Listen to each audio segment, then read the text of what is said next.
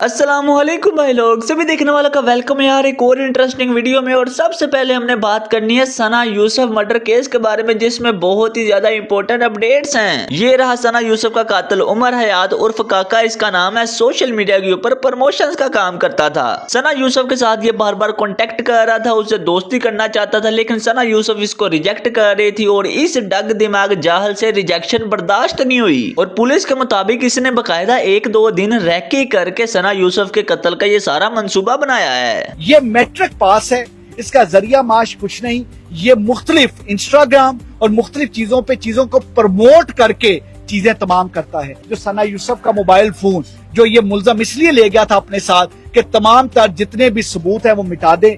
वो mobile phone भी जो आईफोन है वो भी हमने बरामद कर लिया है। It was a case of repeated rejections. Repeated rejection इस तरीके से कि वो लड़का बार बार कांटेक्ट करने की कोशिश कर रहा था वो हमारी जो हमारी सोशल मीडिया इन्फ्लुएंसर हैं सना यूसुफ को, और सना यूसुफ की तरफ से बार बार रिजेक्ट किया जा रहा था। इसके अलावा स्क्रीन के ऊपर आप ये सीसीटीवी फुटेज देख सकते हो, जिसके अंदर ये ही उमर हयात उर्फ काका भागता हुआ नजर आ रहा है कत्ल करने के बाद। ये सीसीटीवी फुटेज भी पुलिस ने हासिल की है और सोशल मीडिया के ऊपर इसको जारी कर दी है। उसके अलावा उमर हयात जब सना यूसुफ से मिलने उसके घर गया था उसकी बर्थडे के ऊपर, तो ये एक रेंट की फॉर्च्यूनर के ऊपर गया था। उसके अंदर इसने महंगे महंगे गिफ्ट भी रखे हुए थे, हाथों में फूलों का गुलदस्ता भी पकड़ा हुआ था। और जब इसने सना यूसुफ को कत्ल कर दिया तो ये फॉर्च्यूनर को उसके ड्राइवर के समेत वहीं पे छोड़ के पैदल वहां से भागा और पब्लिक ट्रांसपोर्ट से फैसलाबाद पहुंच गया। और ये सारी बात बताई है उन्होंने जिनकी ये फॉर्च्यूनर लेकर रेंट के ऊपर गया था, क्योंकि उन्होंने भी इसके खिलाफ कानूनी कार्रवाई कर दी है, क्योंकि इसने उस फॉर्च्यूनर का रेंट भी नहीं था दिया। समिया हजाब जो कि सना यूसुफ की दोस्त थी, उसके साथ बहुत ज्यादा वीडियोस भी बना चुकी थी, उसने इस्लामाबाद पुलिस से एक रिक्वेस्ट की है। तो मेरी बस इतनी रिक्वेस्ट है इस्लामाबाद पुलिस से कि वो जो पकड़ा गया है ना मर्डर, उसको ऐसी सजा दे कि कोई भी इंसान ये हरकत करने से पहले 10,000 बार सोचे। कोई सोचे ही मत, उसको ऐसा इबरत का निशान बनाए इस हरकत पे कि लोगों की कि अगली आने वाली नस्लों में अगर कोई सोचे भी ना कि अच्छा ये लड़की है, ऐसे मुझे रिजेक्ट किया, मैं इसके साथ ये कर दूं, तो उसकी रूह कांप जाए। ठीक है, तो ये तो नो मीन्स तो नो होता है ना। ठीक है, बस मेरी इतनी रिक्वेस्ट है। इसी सारे मामले को लेकर सैयद मुजम्मिल शाह ने भी अपने YouTube चैनल के ऊपर वीडियो बनाई है और इस सारे इशू को एड्रेस किया कि एक्चुअल में प्रॉब्लम है क्या। They are celebrating the cold-blooded, brutal murder of a 17 years old girl just because she was visible on social media. ये चाहते हैं कि जिस खातून की शक्ल नजर आए उसकी शक्ल पे तेजाब फेंक दो, उसको वैसे ही मार दो, जीने के काबिल ना छोड़ो। कोई भी आर्ग्यूमेंट अगर ये करता है ना कि एहतियात करनी चाहिए थी, देखना चाहिए था, वो क्रिमिनल है। Nothing short of that. जो भी ये आर्ग्यूमेंट करता है कि उस बच्ची का अपना भी कसूर होगा या दूसरी औरतें जो मारी जाती हैं उनका अपना कसूर होगा, क्रिमिनल है वो, उसको भी जेल में डालो। क्या कहें इसको अगर ये सिस्टमैटिक इरेडिकेशन ऑफ वुमेन नहीं है तो क्या कहें इसको, आप बता दें। मैं नहीं इसको एग्जैजरेट करता, अगर आपको लगता है कि ये एग्जैजरेशन। दें गालियां जो औरत मार्च के लिए बाहर निकलती हैं कि इन खवातीन की जिंदगी बचाओ और इनकी मर्जी है कि कैसे उन्होंने जिंदगी गुजारनी है, दें उन्हें गालियां, पथराव करें उनके ऊपर, फतवेबाजी करें उनके ऊपर। लेकिन ये जो हजारों खवातीन को आप सिस्टमैटिकली मर्डर कर रहे हैं, इसका कौन जवाब देगा, इसका कुछ नहीं पता आपको। मुआशरे में जितना रॉट होगा, जितनी चोरी होगी, जितनी मिलावट होगी, जितनी करप्शन होगी, जितना जुल्म होगा, ड्रोन से बच्चे मरेंगे, लैंड माइंस के ऊपर पांव रख के बच्चे मरेंगे, टेररिज्म होगा, 2-2 हजार लाश तालिबान और BLA फेंकेंगे, ये इसको अन इस्लामिक नहीं बोलेंगे, उस पर बात नहीं करेंगे। सना यूसुफ की तरह की जो बच्चियां हैं ये इसी तरह इस फेमिसाइड का ईंधन बनती रहेंगी। और ये है वो मुआशरा जो कहता है हमारा कल्चर तो दुनिया का सबसे बेहतरीन कल्चर है। मगरिब की फैमिली रवायात बर्बाद हो चुकी हैं, मगरबी मुआशरा तो बेरारवी का शिकार हो गया और अपने यहाँ पे ये हो रहा है। उसके अलावा यार इस सारे मामले को रिलेट करते हुए पाकिस्तानी ड्रामाज की भी बहुत ज्यादा वीडियोस वायरल हो रही हैं। इन ड्रामाज में बहुत सारे सीन्स ऐसे दिखाए जा रहे हैं जिसमें मर्दों से रिजेक्शन बर्दाश्त नहीं होती। उनके दिमाग के अंदर एक कीड़ा पाया जाता है जो रिजेक्शन को बर्दाश्त नहीं कर सकता। और इंटरेस्टिंग बात यह है कि इन सारे सीन्स को ग्लोरीफाई करके दिखाया जाता है और इन लोगों को हीरो बना के दिखाया जाता है जो रिजेक्शन बर्दाश्त नहीं करते। इसी सारे सीन के ऊपर रिएक्ट किया है रजा सोमो ने भी और इंस्टाग्राम के ऊपर वीडियो बनाई है। वीडियो देखो जरा आप। जब आप अपने ड्रामा में 6 फुट के खूबसूरत तरीन आदमी को टॉक्सिक तरीन दिखाएंगे लेकिन वही हीरो होगा, उसी से ही लड़की को एंड में प्यार हो जाएगा, तो ये क्या बताता है? अनफॉर्चुनेटली जो घर पे ख्वातीन देख रही हैं, जो बच्चियां देख रही हैं, उनको यही लगता है कि भाई असल मर्द तो यही होता है जो अग्रेसर है, जो गुस्से से बात करे, जो कंट्रोल करता है, यही तो होता है, इसी से तो प्यार हो जाता है। हीरोइन को भी तो हुआ था। सबकॉन्शियसली ये क्या इम्प्लांट करता है, ये classic case of Stockholm syndrome, यानी जो आपको कंट्रोल करता है, जो आपको किडनैप करके ले गया है, उसी से ही प्यार हो जाता है। ये चीज़ इम्प्लांट हो जाती है। और एक और चीज़ इन्हीं लड़कियों में आ जाती है कि आई कैन फिक्स हिम। अरे दीदी, you can not fix him.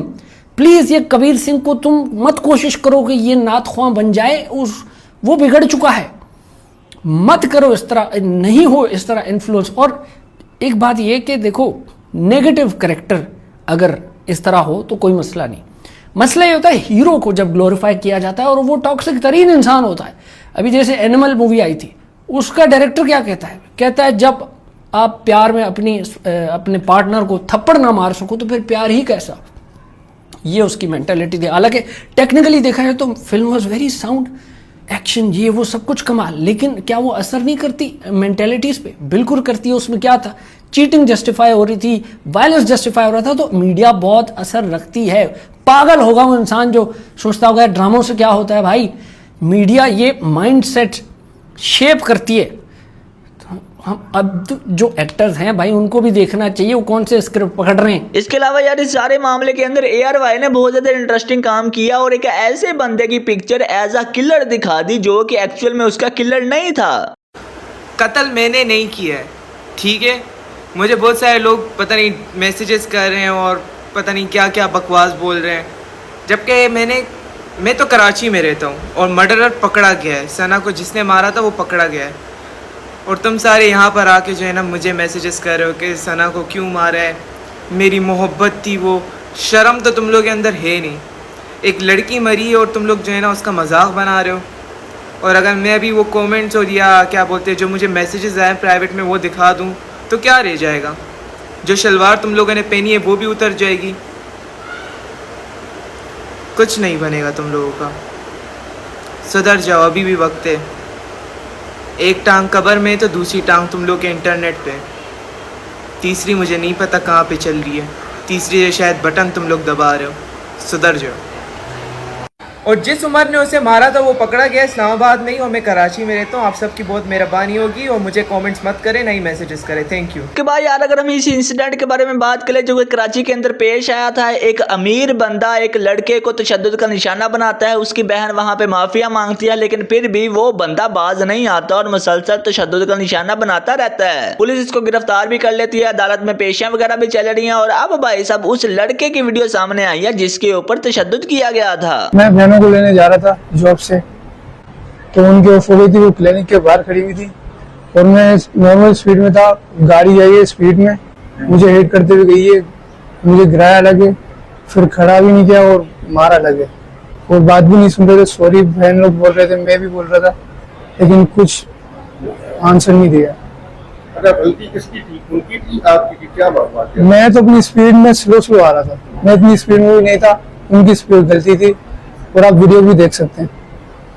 अब आप मुतमईन है गिरफ्तार हो गया बंदा? अभी बस अभी जैसे बड़े बोलेंगे वैसे ही मेरी होगी। अभी 2 दिन से आप घर पे भी नहीं थे, आप डर गए थे? क्या वाकया था? जी डर गया था मैं। उसके बाद यार पिछली वीडियो मैंने आपको दिखाया था कैसे तुर्की के अंदर एक इंडियन यूट्यूबर को गिरफ्तार कर लिया गया था, क्योंकि वो एक तुर्की खातून के साथ अपनी जुबान के अंदर गंदी गंदी बातें कर रहा था। अब इसी सारे सीन के ऊपर ध्रुव राठी ने रिएक्ट किया और वीडियो बना के अपलोड की है। वीडियो देखो जरा आप। कमाल का माल है, देख रहे हो ना यार आप, कमाल की माल। मेरा दिल कर रहा है ना दबा दूं, ऐसे अपने हाथ में पकड़े ना दबाऊं, चेक करूं क्या है, लेकिन अब उसके लिए मुझे रात का टाइम वेट करना पड़ेगा, आपको पिलाना पड़ेगा, उसके बाद ये हो सकता है। इंडियन यूट्यूबर टर्की जाकर एक टर्किश औरत के साथ इस तरीके से मिसबिहेव करता है और खुद ही कैमरे पर कैप्चर करके उसे यूट्यूब पर पोस्ट भी कर देता है। ये बंदा तो अरेस्ट कर लिया गया है टर्किश पुलिस के द्वारा, लेकिन पिछले कई टाइम से मैं देख रहा हूं कि ऐसी हरकतें, ऐसे इंसिडेंट्स बढ़ते जा रहे हैं। अभी कुछ महीने पहले एक वीडियो आया था जहां एक और इंडियन टूरिस्ट वेनिस में एक औरत के साथ कुछ इसी तरीके से मिसबिहेव कर रहा था। फोटो खिंचवा रही है। बात यहाँ सिर्फ औरतों के साथ मिसबिहेव करने की नहीं है। एक वीडियो आता है जहां पे थाईलैंड में कुछ इंडियन टूरिस्ट बीच पर ही मूतने लग जाते हैं। एक वीडियो सामने आता है जहां पर सफारी में एक एक इंडियन टूरिस्ट हाथ बाहर निकालकर शेर को टच करने की कोशिश करता है, वहां मौजूद सभी की लाइफ को खतरे में डालते हुए। एक इंसिडेंट देखा जाता है जर्मनी में, एक ट्रेन के अंदर कुछ इंडियन टूरिस्ट गाने लग जाते हैं, हल्ला मचाने लग जाते हैं।